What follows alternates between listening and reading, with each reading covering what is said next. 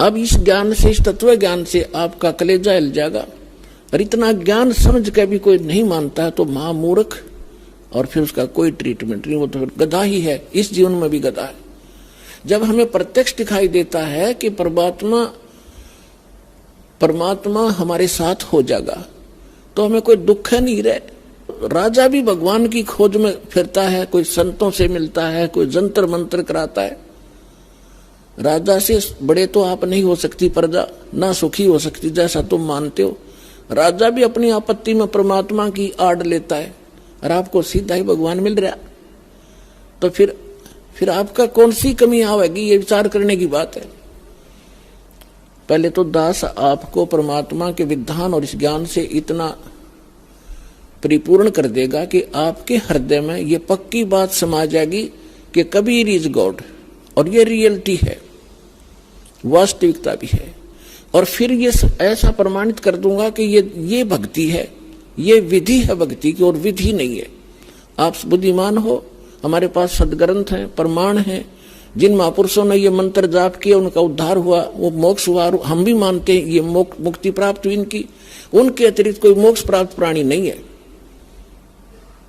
चाहे वो सिद्धि कितनी ही कर गया हो, चाहे वो कितने चमत्कार दिखाकर मर गया हो, लेकिन वो मोक्ष प्राप्त नहीं है। तो फिर कौन सी समस्या रहेगी? फिर मूर्खता की। जान बूझ साची तजय और करे झूठ तेने, ताकि संगत है प्रभु फिर सोपन में बिना दे। जो इतना ज्ञान समझकर फिर गलतियों पे गलती करता है तो बुद्धिमान व्यक्ति नहीं है, वो तो जानबूझकर बकवाद कर रहा है। अब परमात्मा क्या बताते हैं? राम नाम रटते रहो, राम नाम रटते रहो, जब तक घट में प्राणे, कब हो तो दीन दयाल के हे बनक पड़ेगी कान। अब परमात्मा की भक्ति में आगे बढ़ने के कुछ फार्मूले हैं जिससे आप स्थिर रहोगे। इन फार्मूलों को, इन पॉइंट्स को आपने याद रखना पड़ेगा। जैसे कुछ भक्त आते हैं, कुछ ऐसे भक्त होते हैं जो सब जगह थक लेते हैं, झाड़ फूक करवा के, मंत्र जंतर जप के, गुरु बना के, और जब वो यहां आते हैं तो कितना भयंकर दुख हो उनके ऊपर, परमात्मा तुरंत ठीक कर देता है। अब उनकी तो फिर परमात्मा की रजा होगी, उन कोई और ठिकाना नहीं रहा, भगवान से अतिरिक्त कुछ जगह दिखाई नहीं देती। मालिक को सब पता है, अंतर्यामी है वो परमात्मा, वो दूर तक जानता है कि आने वाली आत्मा क्या उद्देश्य लेकर इस दरबार में आई है, उसी तरह से उसका उपचार होता है। तो ऐसे आते हैं, उनको तुरंत देखो। दास तो एक पीएन है उस कबीर भगवान का, चपड़ासी हूं। आपकी अर्जी दास के पास आती है, दास उस परम पिता की टेबल पर रख देता है। अब उसने यस और नो उस कबीर भगवान ने करनी है, और यहाँ सेकंडों में होती है। यहाँ कोई कार्यालय नहीं है, वो साइन होगा फिर वापस आओगी। सेकंड्स के भी कुछ क्षणों में वो सब अर्जी परमात्मा फैसला करता है। तो जो भी आता है, जैसी उसकी अंतःकरण की भावना होती है, दास आपकी अर्जी दास के पास, दास की परमात्मा के पास, तो फिर करना उस मालिक ने है। तो कुछ ऐसे आते हैं, उनको तुरंत राहत मिलती है। मालिक को पता कि अब ये कहीं नहीं जाएंगे मेरे बच्चे, सब जगह थक लिए धक्के खा के। कुछ ऐसे आते हैं, हमारे भक्त कहते हैं चलो वहां जाते ठीक हो जाओगे, चलो वहां जाते ठीक हो जाओगे। अब वो आ जाते हैं, दुखी दिन तो आना ही होता है, लेकिन वो उद्देश्य कुछ और रखते हैं कि ठीक है चलते हैं, ठीक हो गया तो ठीक है, नहीं तो नहीं। तो ऐसे नहीं बनती बात है। तो इसलिए दास सबसे पहले आपसे कहता है कि किसी को भी आप प्रेरित करो, अच्छी बात है, क्योंकि भूले को राह दिखाना एक परम कर्तव्य बनता है सब नागरिक का।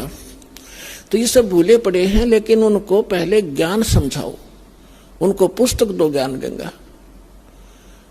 और ये ज्ञान गंगा पुस्तक जो है, और भी कोई हमारी सीडी है बनाई हुई, या कोई भी परमात्मा का लिटरेचर जो इस दास के सत्संगों से बना है, उनको दो पढ़ने के लिए। और ये एक ऐसा ज्ञान है परमात्मा का।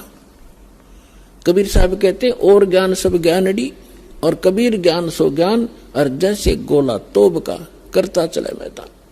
तो पहले उनको ज्ञान से समझाओ, फिर वो ज्ञान से परिपूर्ण होकर फिर यहां आएंगे। जब तक ज्ञान से परिपूर्ण होकर यहां नहीं आएंगे तो वो फिर डगमग हो जाएंगे। परमात्मा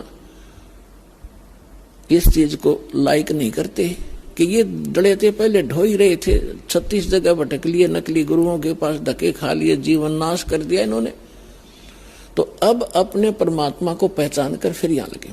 तो इसमें क्या होता है कि फिर दूसरा इसका कारण ये होता है, जैसे किसी डॉक्टर के पास रोगी जाते हैं, एक ही जैसा रोग होता है, एक व्यक्ति को तो 2-3 खुराकों में राहत मिल जाती है और दूसरे को 3 महीने गोलियां खाने का निर्देश दिया जाता है डॉक्टर के द्वारा। तो उसके रोग में अंतर है। ये वो नहीं सोचा इसका तो 2 खुराक में ठीक कर दिया, मैंने 3 महीने खानी पड़ेगी, मैं तो नहीं खाने का, तो ना खाने का तो मर जाने का, और क्या इलाज है। अब उसका रोग इतना गहरा नहीं था, जो जल्दी समय पर आ गया तो ठीक हो गया, और उसने वो 3 महीने खानी पड़ेंगी और ठीक होगा, क्योंकि टेबलेट वो कारगर है। तो पुण्यात्माओं, इस संसार में 21 ब्रह्मांड में दास के अतिरिक्त कोई संत नहीं, और कबीर साहब के अतिरिक्त कोई भगवान नहीं। और जो समाधान दास देता है उससे सारे काम ठीक होंगे। आपके सांसारिक सुख, शारीरिक रोग सब दूर होंगे, सांसारिक सुख प्राप्त होंगे, सांसारिक दुख, मानसिक दुख, भूत प्रेत की बाधा, पितृ बाधा, चाहे किस टाइम भयंकर हो, किसी प्रकार की, चाहे घाल तक डाल रखी हो, चाहे चौकी तक छोड़ रखी हो, यहाँ 1 सेकंड का काम है भगवान का। हम धड़े दुपटे नहीं लाते, परमात्मा के उस शब्द में इतनी ताकत है, जो मंत्र हम देते हैं अपने आप सब भाग जाते हैं।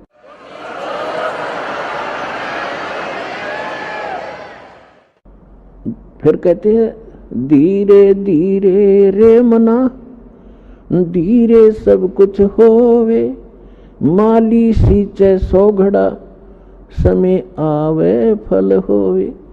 अब ये फार्मूले आपने याद रखने इस मार्ग पर कि धीरे धीरे रे मना, धीरे सब कुछ हो। आप बच्चे को स्कूल में भेजते हो प्रथम कक्षा में, और फिर उसको परिपूर्ण ज्ञान प्राप्त कराने के लिए, रोजी रोटी के योग्य बनाने के लिए 20 वर्ष तक, 15 वर्ष तक फ्री छोड़ देते हो। BA करके फिर वो 5-4 वर्ष का कोर्स भी करता है, और फिर 2 रोटी का साधन उसको बनता है। अगर वो सफल हो जाता है और बढ़िया होता है, फिर सारा उसका जीवन रोजी रोटी की समस्या हल हो जाती है। ठीक इसी प्रकार आपने ये आम का बीज बोया है, भक्ति, सत भक्ति। अभी तक आपने बबूल बो रखी थी, और बबूल बीज का ये आशा कर रहे थे कि हमें आम मिलेंगे मीठे मीठे, तो बबूल के तो काटे ही मिलेंगे, आम की इंतजार, आम की आशा व्यर्थ थी। तो जितने भी ये संत हैं, पंथ हैं और श्रद्धालु हैं, ये बेचारे उनको संत मानकर चले गए, उन्होंने राम नाम दे दिया, अब बीज दे दिया आम का कह के, और है वो बबूल का। उन बीज भी दिया, यानी साधना भी कर रहे हैं, जैसा गुरु जी बता रहे हैं, वो फल भी रहा है। कुछ कहते हैं हमें ऐसे दिखाई देता है, प्रकाश दिखता है, वो प्रकाश से का बीज दे रखा तुम्हारे, प्रकाश यु काल है, ज्योत स्वरूपी निरंजन। तो आम का बीज कह के सतलोक सतपुरुष की कथा सुना के आपको बीज दे दिए, काल के 5 नाम काल के जानो, ये राधा स्वामी वाले, और सभी आस लगाए बैठे में सुख होगा, हमें मोक्ष मिलेगा, सपने में भी इंतजार मत करना। बीज आम का बीजिए और फिर वो प्रोसेस अपनाइए जो एक बीज को बो के पेड़ बनाने तक जो क्रियाएं की जाती है, और फिर देखना। तो अब आपको आम का बीज मिला है, इसको बोइए, बीज दिया, अब इसकी सिंचाई कीजिए, इसकी सुरक्षा कीजिए। अब सिंचाई क्या है? देखो पुण्यात्माओं, दास इस मार्ग का मास्टर है, इस मार्ग का डॉक्टर है। आप सभी विद्यार्थी हो, दूसरे शब्दों में आप जन्म मरण के रोगी हो। तो इस दास को इसका पूरा कंप्लीट कोर्स पता है, आपको बताया जाता है, तो आप जी वैसे ही कीजिए और फिर देखना इसकी सफलता कैसे। जैसे ये मंत्र हैं, ये तो समझो बीज है। ये मंत्र जाप कर आपको दिए जाते हैं, ये तो समझो बीज है, बो दिया आपके अंतःकरण में, वचन की शक्ति तय प्रवेश कर दिया। अब इसकी सिंचाई करनी है, इसमें खाद पानी डालना है। तो उसके लिए कहा है एक यज्ञ है धर्म की, दूजी यज्ञ है ध्यान, तीजी यज्ञ हवन की, चौथी यज्ञ परिणाम और पांचवी यज्ञ है ज्ञान की।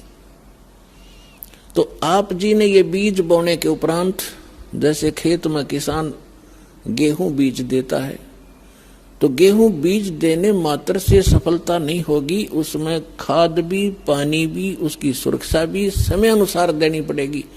और उसमें घास फूस उग जाता है, उसको निकालना भी प्रॉपर पड़ेगा, तब वो सफलता प्राप्त होगी। इसी प्रकार आप जी ने ये पांचों यज्ञ इस मंत्र के पैरेलल करनी पड़ेंगी। आप भी दुखों से छुटकारा पाना चाहते हैं तो आज ही बुक करें निःशुल्क पुस्तक ज्ञान गंगा। ज्ञान गंगा पुस्तक निःशुल्क मंगवाने के लिए अपना पूरा पता पिन कोड के साथ हमें लिखकर भेजें। हमारा व्हाट्सएप नंबर है 9992600893।